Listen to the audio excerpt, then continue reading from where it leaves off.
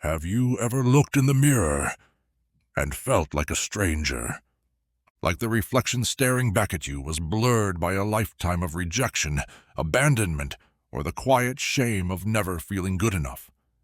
What if I told you that self-love isn't something you have to create, but something you return to? That at your core, behind every mask, every wound, every survival strategy, there is a radiant, worthy self that's always been there, waiting. Carl Jung, one of the deepest thinkers in modern psychology, believed that until you make the unconscious conscious, it will direct your life, and you will call it fate. And this is the origin of our disconnection from self-love. You weren't born ashamed. You weren't born disconnected.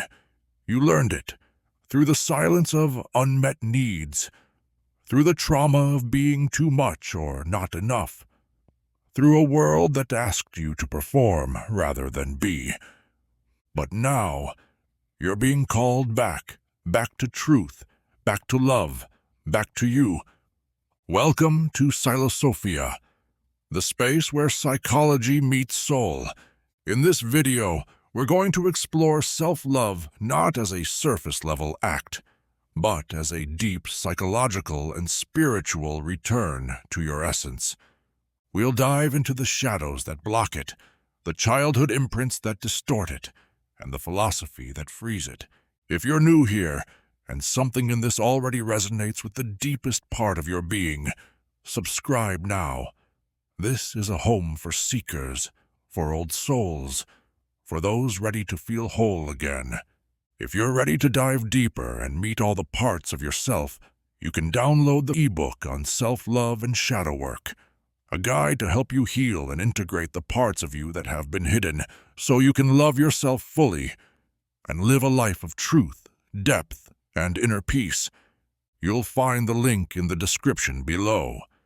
Now, let's continue.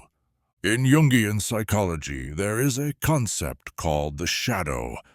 The parts of you that you've rejected, hidden, or been punished for, those are the parts that make up your shadow. They live in your unconscious. They influence your relationships, your self-worth, and your very identity, often without you realizing. If you were told as a child that you were too sensitive, you might have pushed that part of you away to survive. If you were ignored, you might have learned to become invisible, or the opposite, to chase validation. Either way, your real self gets buried, and a false self is born. You become who you needed to be to stay loved, or safe, or praised. But that false self, it's exhausting, and it can never feel truly whole, because deep down, you know it's not really you. Healing self-love begins with reclaiming your shadow. This is not about becoming perfect, it's about becoming whole. When we reconnect with the parts of ourselves we had to abandon, we begin to feel again. And in that feeling, not fixing, not forcing, but simply being, we begin to remember.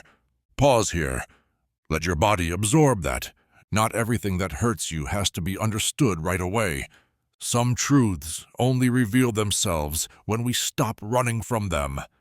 Let's go further, into self-love and the inner child. To love yourself as an adult, you must become the parent you never had. This is reparenting, and it's not imaginary. It's a real, powerful, psychological process. Think of it like this.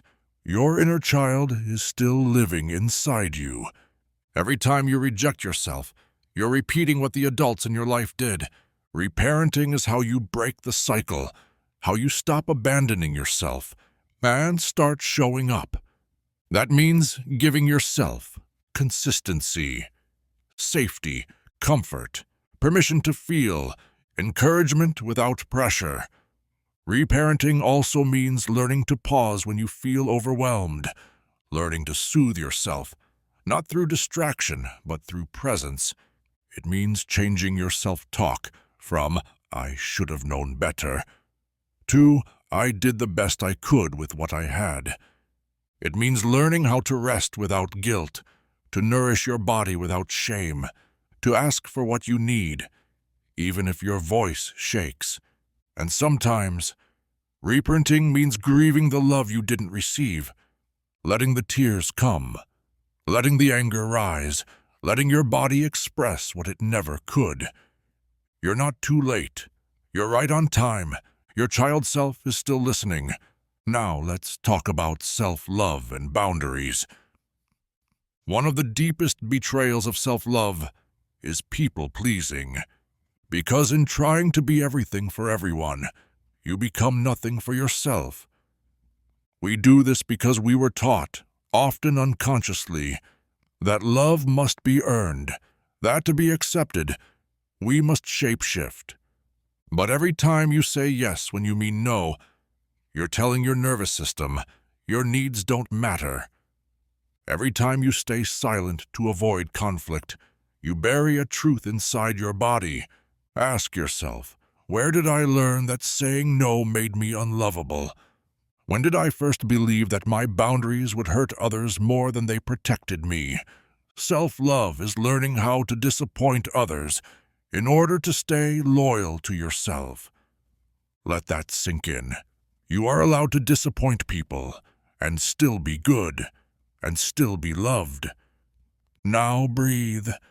Let the truth settle into your bones. You are not here to be liked by everyone. You are here to be true to yourself. Let's go deeper into shadow work and self-worth. Shadow work is the bridge back to self-worth. It's the act of turning toward what you've suppressed and saying, I see you. Start small. Write down the traits you dislike in others. What part of you might hold that same energy? Notice what triggers you, not to blame, but to learn.